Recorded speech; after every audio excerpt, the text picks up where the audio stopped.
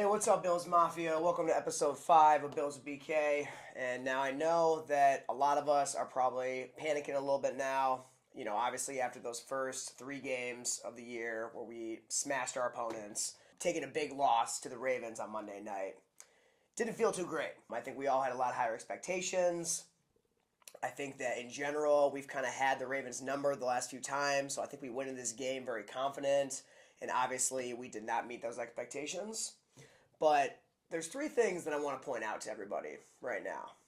And number one being that Josh Allen has beaten the Ravens the last 2 times before this game, right? So the last 3 times that we've played the Ravens, we're 2-1 on them. So it's not like we're going to beat the Ravens every single time we play them. You know, obviously they are going to beat us sometimes.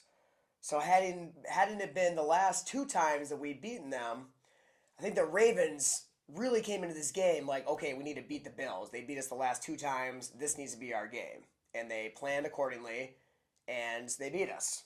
Now, number 2 thing that I want to point out is that the Ravens needed this win a lot more than we needed it. Okay, the Ravens could not lose this game. If they lost this game and then slipped to 1-3, that would have been really bad for their season. So coming into this game 1-2, this was a must-win game for them on all fronts. It would have been really hard for them to come out of this slump if they lost this game. So, you know, when you have a team that's that much hungrier for the victory, that's going to show up too.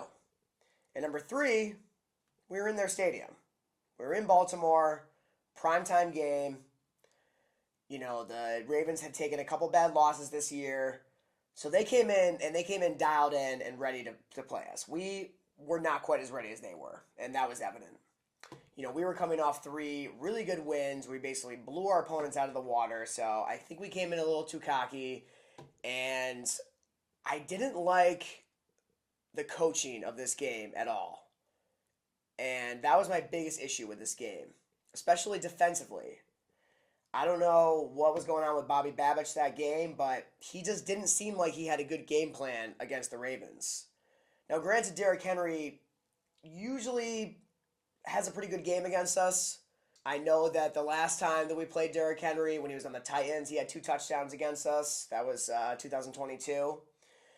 Then he came in Monday night, and he had 2 touchdowns against us. So I do think that Derrick Henry tends to play pretty good against us. Because I know that was a primetime game as well. We played the Titans in 2022. And I believe we were off to a 4-0 start, and then we lost the Titans that game, and that was a primetime game. So maybe just Derrick Henry in primetime games against the Bills just turns it on. The whole game, defensively, was called like shit. And for some reason, we just stayed in zone coverage like this whole game, and it was not working. I mean, there's a lot of examples, like right here in zone coverage, you know, big chunk gain. Here's another example. Zone coverage clearly was not working. It felt like once we were in man coverage, we started getting some 3-and-outs. So I didn't understand why we didn't just adjust our game plan and just play them more in man coverage. Every time we were in man coverage, it seemed like it was working. Then we'd go back to zone coverage, and it felt like every time they would get at least 8 yards on us. So that was very confusing to me. The worst part of the game, for me, was right after Josh Allen had made that miracle 52-yard throw to Shakir, which I don't know how the hell he did this. This is one of those moments where you look at a play like this and you're like, okay, nobody else, no other quarterback in the NFL could make that throw. Not one. In fact, I saw the statistics on it, and Josh Allen has had 7 throws where he's thrown right next to the sideline, where he's like an inch from the sideline, and he makes a throw off his back foot like this, and he's 6 for 7 on these completions. Every other quarterback in the NFL is 1 for 16. So to make this throw off your back foot, an inch away from the right sideline, something about Josh Allen, when he rolls out right, he just kicks into a mode that is outstanding. Because I feel like every time he rolls out to the right like this, he makes a miracle happen. So he rolls out to the right, throws a 52-yard bomb off his back foot to Khalil Shakir, and then we got the touchdown from Ty Johnson right after Khalil Shakir got that big catch. And then it felt like we were back in the game. Then it was 21-10. if I can actually back up a little bit, going into the half, we had an opportunity to get the game up closer, right? We went into the half 21-3, and Keon Coleman had a big drop right before the half where Josh Allen hit him with a dime, hit him right in the hands, and it felt eerily similar to the Stephon Diggs drop in that Chiefs game in the playoffs last year. With Keon Coleman having a drop like that right before the half, which we needed to make that catch, that was a must-make catch. So if Keon Coleman makes this catch, then it's first down, and we're in the red zone, and we have a pretty good shot at scoring and going into the half 10-21. A hell of a lot better than 3-21. That was a moment where, as Bills fans, we kind of asked ourselves, okay, is this a bigger deal than we once thought, not having a clear-cut wide receiver one? Even though Stephon Diggs could very easily have dropped that same pass, because he did the same thing in the Chiefs playoffs game. So it's not like we can sit there and be like, well, Stephon Diggs would have made that catch, because would he have? Not so sure that he would have, considering he has missed a very similar thrown ball. If I'm Brandon Beane, I'm getting on the phone and I'm calling up Las Vegas and seeing if we can get Davante Adams. I'm talking to him about, hey, how can we make this trade happen? Because that was a moment that we needed to make a big catch, and you need to have a wide receiver who can make that catch, and you need to have a guy who can lean on in those situations to make a big catch like that.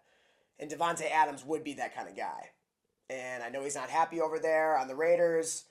I know that they're open to trade talks right now, so if I'm Brandon Beane, I'm getting on the phone and I'm making that phone call. But I'm not going to get too ahead of myself. It's only one game.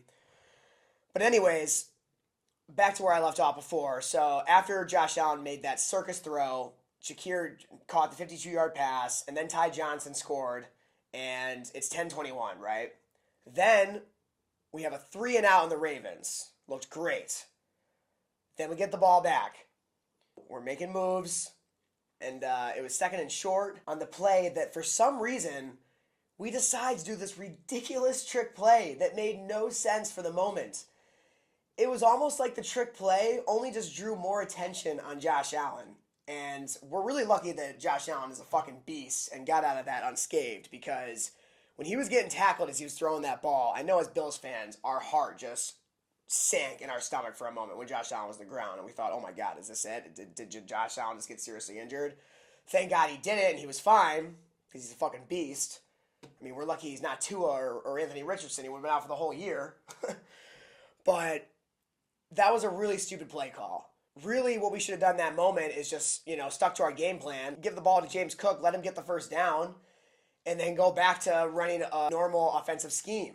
Just drive down the field and score. Then we got a 17-21 game, and we're really back in this thing. Now we're into a one-possession game. So I really think that killed our momentum. Right there, that may have been the end of the game right there. Because then the Ravens scored again, and then we were down by a lot, and there was really no coming back at that point. We draw up some stupid play that we've never done in a game before, which was not the time to do that play. A play like that, something like that, like where you get a little tricky and you're trying something new that you've never done in a game before, that's something you do when you're up 14 points and you want to just try something fun because you have a little lead right now and you can afford to do things like that and experiment with plays. But I will give it to Joe Brady. He took full responsibility for it, admitted that it was a stupid play. What Joe Brady's explanation of with that play call was he saw that Kyle Van Noy was taken out and the backup was in on the line, right? So he called that play thinking that he could take advantage of the situation. But then when Kyle Van Noy got put back in the game, right before the play started, he got put back in the game. And Joe Brady said that he noticed that, but he just decided to still run with the play anyways. He was saying that was the moment when, you've got to change the play on that. You got to see that and say, oh, okay, this play's not going to work anymore, and then call a different play. And Joe Brady didn't do that. He said, fuck it, let's just run it anyway, see what happens. And it was a devastating outcome. Almost got Josh Allen hurt. It killed our momentum. But you live and you learn. Joe Brady took some complete responsibility for it. So you like to see that in an offensive coordinator. You like to see them, be able to take the blame and own up to things that they do wrong. So moving forward, I think that was a lesson learned for Joe Brady. And he's probably not going to make that mistake again. Overall, it was just a very bad game for us. Nothing was really working out for us. And at the end of the day, I'm not going to say that this game didn't matter at all. but it was not a must-win for us. We're 3-1. We're still at the top of the AFC East. Now our next three matchups, we got the Texans this Sunday, then we got the Jets, then we got the Titans. These are all very winnable games. There's no reason why we shouldn't win all three of these games. The only thing that makes it, a little scary is the fact that we are going to Houston. It's an away game. So after having a really bad game on the road, we're going on the road again to play the Texans. But the Texans don't look that good right now. I mean, they just barely beat the Jags, and we smashed the Jags. We should win that game. Then the Jets, that should be an easy win. They're not looking too good right now. Titans are like the worst team in the league right now. They're not looking good either. So, if we win these next three games and we're now 6-1, we're fine. Nothing to worry about. Nothing to panic about. Although I do think that we need to entertain the idea of possibly making a phone call to the Raiders, like I said earlier. See what they want for Devontae Adams.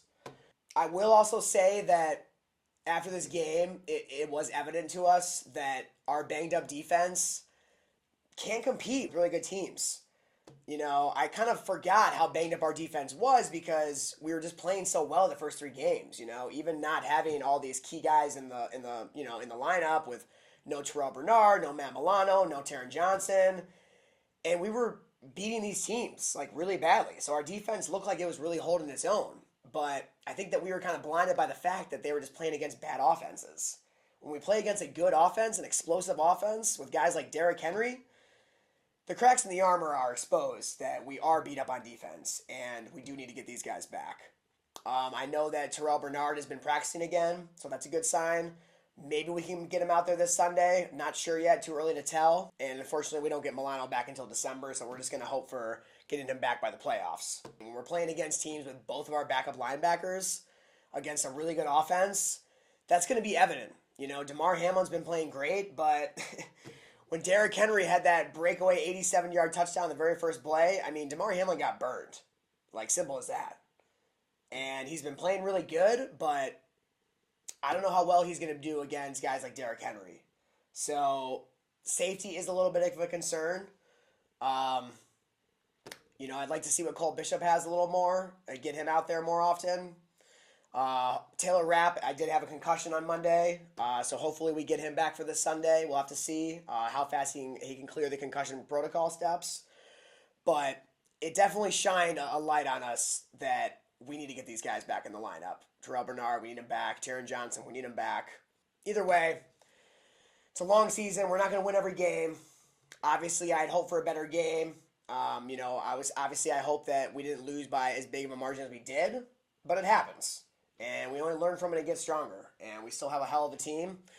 And I still have full confidence in us. We just need to dial some things in. The defensive scheme needs to be better. The coaching needs to be better. We need to put Josh Allen in a better position to be successful moving forward.